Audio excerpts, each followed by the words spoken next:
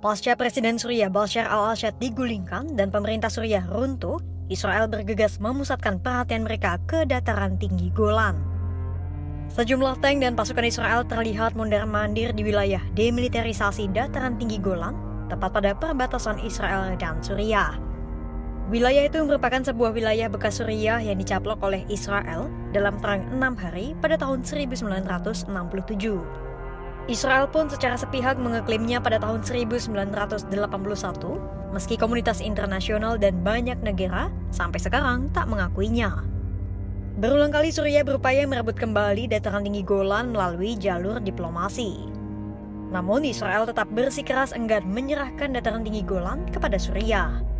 Pertanyaannya, sebenarnya ada apa di dataran tinggi Golan? Dan mengapa Israel begitu getol mempertahankan wilayah rampasan itu, sementara Suriah juga tak mau kehilangannya?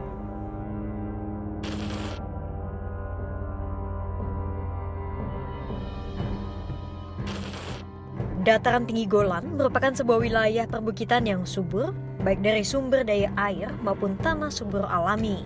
Kemudian, area seluas 1.200 km persegi itu strategis untuk menancapkan kekuatan militer.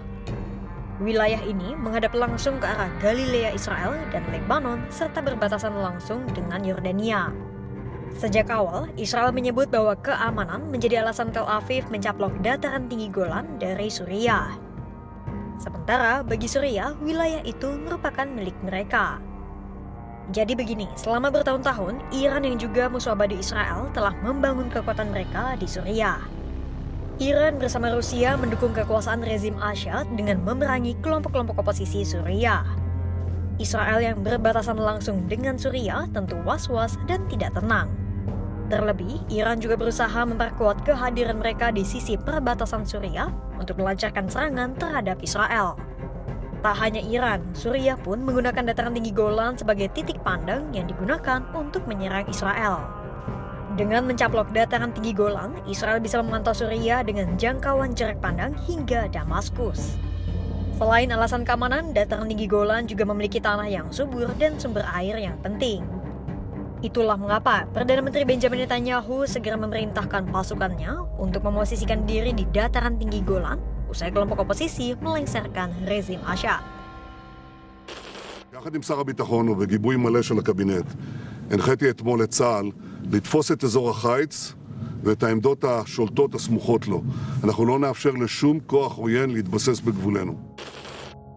Sekarang, bagaimana perjalanan Israel merebut dataran tinggi Golan dari Suriah?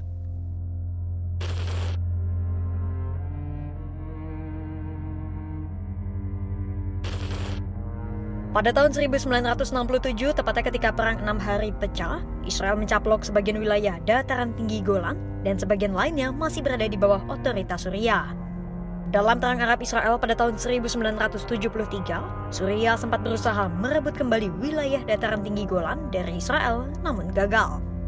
Namun setahun berikutnya pada 1974, Israel dan Suriah menyepakati gencatan senjata. Akhirnya, tentara perdamaian PBB pun ditugaskan untuk menjaga wilayah demilitarisasi di perbatasan Suriah dan Israel itu. Hingga tahun 1981, Israel resmi mengeklaim dataran tinggi Golan secara sepihak. Pengakuan sepihak itu tak diakui oleh banyak negara dan komunitas internasional. Untuk itulah, PBB akhirnya mengeluarkan resolusi 497 yang menyatakan bahwa dataran tinggi Golan merupakan wilayah pendudukan alias bukan milik Israel. Kemudian pada tahun 2000, Suriah kembali berusaha mengambil dataran tinggi Golan dari Israel melalui dialog tingkat tinggi dan kesepakatan damai. Namun lagi-lagi upaya itu gagal. Situasi semakin tak menentu pasca Perang Saudara Suriah pada tahun 2011. Saat itu terdapat ketegangan antara pasukan Israel dan Suriah. Namun pada tahun 2014, kelompok oposisi Suriah melakukan perlawanan terhadap pasukan PBB dan menguasai wilayah itu sampai tahun 2018. Karena pada tahun 2018, pasukan Assad yang didukung oleh Rusia memukul mundur kelompok oposisi di wilayah dataran tinggi Golan bagian Suriah. Kembalinya dataran tinggi Golan ke tangan Suriah semakin mustahil sejak mantan Presiden Amerika Serikat Donald Trump menjabat. Sejak periode pertama masa jabatannya, Trump telah menunjukkan keberpihakannya pada Israel. Bahkan pada tahun 2019, Trump mendeklarasikan pengakuan Amerika Serikat atas kedaulatan Israel di dataran tinggi Golan.